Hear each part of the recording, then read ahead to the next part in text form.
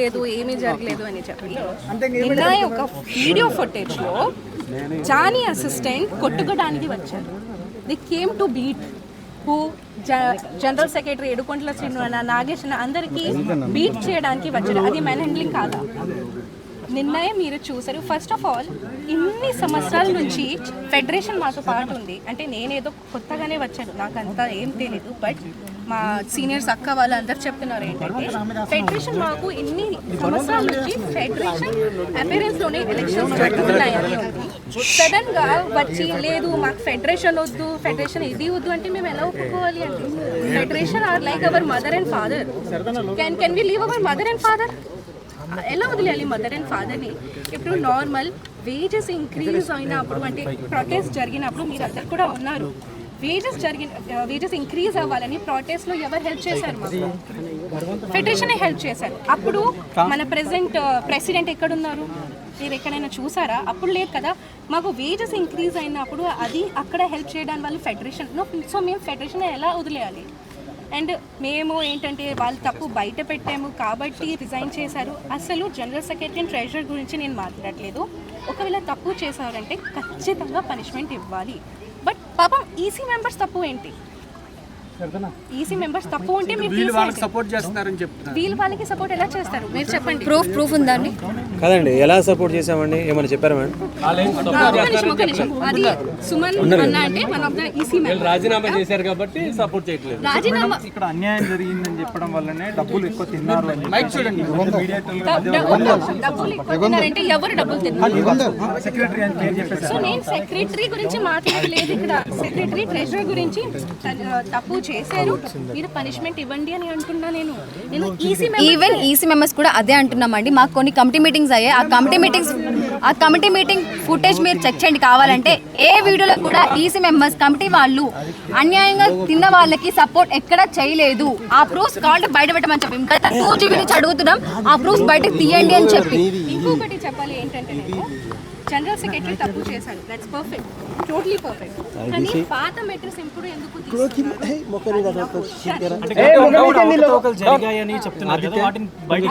బయటికి తీయాలి? ఒక నిమిషం ఒక్కటే చెప్పండి. సేమ్ జనరల్ సెక్రటరీ ఇప్పుడే నేను ఒక ఇంటర్వ్యూ చూసి వచ్చాను. జనరల్ సెక్రటరీ ఇచ్చారు. దాంట్లో ఏం చెప్పారంటే ఎలక్షన్ ఉన్నప్పుడు అంటే ప్యానెల్లో మొత్తం హెల్ప్ చేశారు జనరల్ సెక్రటరీ. కేసు జరిగినప్పుడు అవన్నీ దాంట్లో హెల్ప్ చేశారు ఏడుకొండల శ్రీను అన్నాయి. కానీ నేను ఇంటర్వ్యూలో చూశాను ఏడుకొండల శ్రీను అన్న ఏం మాట్లాడారంటే నార్మల్ నేను బిగ్ బాస్ నుంచి వచ్చిన తర్వాత బీబీ జోడీ గెలిచాను.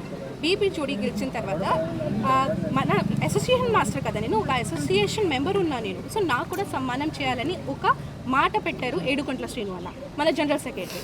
ఆ మాట మీద కక్షపడి అంటే ఆ అమ్మాయి నా మీద కేసు పెట్టింది, సేమ్ ఆ అమ్మాయికి వెళ్ళి మీరు ఎలా హెల్ప్ చేశారు అని ఆ కక్షతో చేశారని జనరల్ సెక్రటరీ ఇంటర్వ్యూలో చెప్తున్నారు. ఈ మాట నాకు ఎప్పుడు తెలుస్తుంది? ఓకే, మీకు సపోర్ట్ చేసి మిమ్మల్ని సన్మానం చేయాలన్నందుకు ఈ మాటకి తర్వాత నుంచి ఇవన్నీ బయట పెట్టరు. దాని ముందు ఎందుకు బయట పెట్టలేదు? సృష్టి ఇప్పుడు ఎలక్షన్ లో పాల్గొనడానికి 26 తారీఖు ఎలక్షన్ అంటున్నారు. ఈసారి మీరు పోటీ చేయడానికి ఏమన్నా ఫస్ట్ ఆఫ్ ఆల్ నాకు రూల్స్ అండ్ రెగ్యులేషన్స్ అంతా యూనియన్ గురించి తెలియదు. సో అవన్నీ నేను మాట్లాడకూడదు.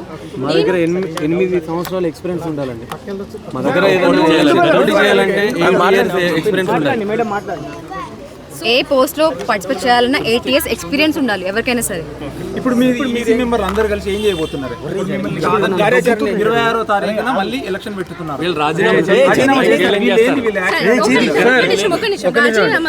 రాజీనామా అనేది మేము ఫెడరేషన్ ద్వారా ఎలక్ట్ అయిన వాళ్ళమండి. మేము రాజీనామా అనేది ఫెడరేషన్ వాళ్ళకి ఇచ్చిన మాట వాస్తవమే. కానీ అది ఎలా వీళ్ళందరినీ ఒక తాటిపై కూర్చోబెట్టి మా అసోసియేషన్ భవిష్యత్తు కరెక్ట్గా ఉండాలి, డాన్సర్ల భవిష్యత్తు కరెక్ట్గా ఉండాలని ఒక ఉద్దేశంతో మేము మాట్లాడడం జరిగింది తప్ప మేము రాజీనామా అనే ప్రస్తావన ఎక్కడ తీయలేదు. ఒకటి, వాళ్ళు కూర్చోబెట్టిన తర్వాత లెటర్లు ఎలా వచ్చాయో తెలియదు. అదేవిధంగా మా లెటర్ బయటకు వచ్చి ఉంటే కొన్ని దగ్గర 13-14 లెటర్లు వచ్చాయి. కావాలంటే మీరు ఫెడరేషన్ ఎంక్వైరీ చేసుకోవచ్చు. అన్ని లెటర్లు ఎప్పుడూ మా ఈసీ మెంబర్లకి ఎవరికి పంపించలేదు. ఏదైనా డిసిషన్ అవినీతి ఎక్కువ జరిగింది అంటారు. సార్ అవినీతి అనేది ఏదైనా మా అసోసియేషన్కి సంబంధించినదండి. అది ఒకవేళ జరిగి ఉంటే మా ఈసీ మెంబర్లకు చెప్పి ఇప్పుడు అవినీతి జరిగిందని చెప్తున్నారు కదా, అదే మా ఈసీ మెంబర్లకు చెప్పుంటే మేమే యాక్షన్ తీసుకునే వాళ్ళం, మాకు ఎందుకు చెప్పలేదు మరి? సింపుల్ క్వశ్చన్ కదా. అండ్ ఫస్ట్ ఆఫ్ ఆల్ ఇంకొకటి, ఫెడరేషన్ కి వెళ్ళి రాజీనామా ఇచ్చారంటే దాంట్లో తప్పు ఏంటి నాకు అర్థం కావడం లేదు. ఒక్కసారి ఒక కంప్లైంట్ ఇక్కడ యూనియన్ లో తీసుకోవట్లేదు, యాక్సెప్ట్ చేయట్లేదు అంటే మేము ఎక్కడికి వెళ్తాము? మాకు ఒకవేళ ఈసీ మెంబర్స్కి ప్రాబ్లం ప్రెసిడెంట్తో ఉంటే, జనరల్ సెక్రటరీతో ఉంటే, ట్రెజరర్తో ఉంటే వాళ్ళు ఎలా ఇవ్వాలి complaint? President, general secretary and ట్రెజరర్కి వాళ్ళు ఫెడరేషన్కే వెళ్తారు కదా. ఫెడరేషన్లో వెళ్ళి రాజీనామా ఇచ్చారు, ఫెడరేషన్ ఒప్పుకోలేదు, బికాస్ దట్స్ నాట్ కరెక్ట్ కదా. సో మీరు ఎవరు? నేను యాక్సెప్ట్ చేశాను, యాక్సెప్ట్ చేయలేదు అది చెప్పిన వాళ్ళు మీరు ఎవరు అసలు? ఇప్పుడు షష్ఠి వర్మ ఇక్కడికి ఎందుకు వచ్చింది యాక్చువల్లీ? అంటే మీకు మీటింగ్ జరుగుతున్నట్టు తెలిసి వచ్చారా, లేదంటే మీరు మాట్లాడడానికి వచ్చారు ఇక్కడికి? ఫస్ట్ ఆఫ్ ఆల్ అన్యాయం, అరే నేను కేసు పెట్టాను, నేను అన్యాయం, నాతో పాటు అన్యాయం జరిగింది కాబట్టి I'm fighting for that, I'm fighting for them also. ఇప్పుడు ఈ రోజు నేను రాలేదు, మీరు అడగొచ్చు, ఎవరిదైనా అడగొచ్చు. స్టార్టింగ్ నుంచి నేను వస్తున్నాను, మార్నింగ్ 9 నుంచి నైట్ 10 వరకు నేను ఉన్నాను, అందరితో పాటు ఉన్నాను నేను. ఎందుకంటే మాకు అసోసియేషన్ సంబంధించింది వాట్సాప్ గ్రూప్ ఉంటుందండి, దాంట్లో ప్రెసిడెంట్ గారు సంబంధించి తనే మాత్రమే అడ్మిన్ ఉంటుంది.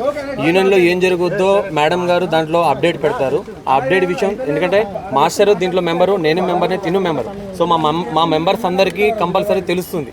ప్రెసిడెంట్ గారు ఏం పెట్టినా వాట్సాప్ గ్రూప్లో తెలుస్తుంది, మేడం గారు అడ్మిన్గా ఉంటారు. సో సిచ్యువేషన్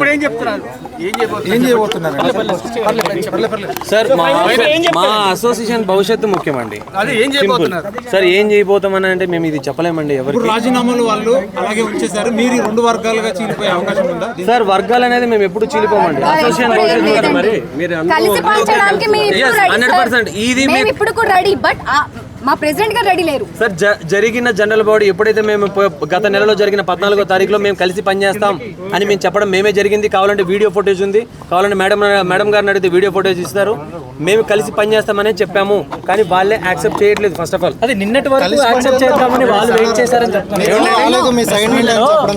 నిన్నటి వరకు యాక్సెప్ట్ చేయడానికి మేము రెడీగా ఉన్నాము, ఇప్పుడు లేదు లేదు ఎప్పుడు యాక్సెప్ట్ చేయడానికి రెడీగా ఉన్నానని ఎప్పుడు చెప్పలేదు. నేను నిన్న కూడా ఎందుకు వచ్చానండి, నిన్న కూడా ఎందుకు వచ్చాను? సపోర్ట్ చేయడానికి నేను వచ్చాను. ఇప్పుడు కూడా చెప్పండి, ఫైనల్ గా చెప్పండి, మీరు ఈ కమిటీతో కలిసి పనిచేయడానికి సిద్ధంగా ఉన్నారు? సిద్ధంగా ఉన్నాను. ఆబ్వియస్లీ వాళ్ళు తప్పు, అరే మీరు తప్పు ఏంటంటే నాకు కక్ష ఉంది కాబట్టి నేను అందరికీ చెప్పిస్తున్నాను, అవన్నీ ఏం కాదు. ఇప్పుడు నిన్న కొన్ని వీడియోస్ చూసినప్పుడు మీ వీడియో మీతో పక్కన శేఖర్ మాస్టర్ కూడా ఉన్నారు, ఆయన ఒపీనియన్ ఏంటి? ఇప్పుడు ఆయన ఒపీనియన్ మీరు నిన్న చూసారు కదా, ఓకే, మాస్టర్ కూడా అదే అంటున్నారు, అరే మాకు మీరు ఎలక్షన్స్ పెట్టండి, అన్ని పెట్టండి, మాకేం ప్రాబ్లం లేదు, కానీ మాకు ఫెడరేషన్ తో పార్ట్ పని చేయాలని ఉంది. Because federation is like our mom and dad. ఇన్ని సంవత్సరాల నుంచి ఫెడరేషన్ అపియరెన్స్ లోనే ఎలక్షన్స్ జరుగుతున్నాయి కాబట్టి అలాగే జరగాలి. ఫెడరేషన్ సహమతితో జరగాలంటే నేను అదే రిక్వెస్ట్ చేస్తున్నాను, నేను ఫెడరేషన్ కి కూడా నేను అదే రిక్వెస్ట్ చేస్తున్నాను. మా అందరికీ మీతో పార్టీ వర్క్ చేయాలని ఉంది, మీరు ఎలా అనుకుంటే అలాగే మనం చేద్దాంకి రెడీగానే ఉన్నాం.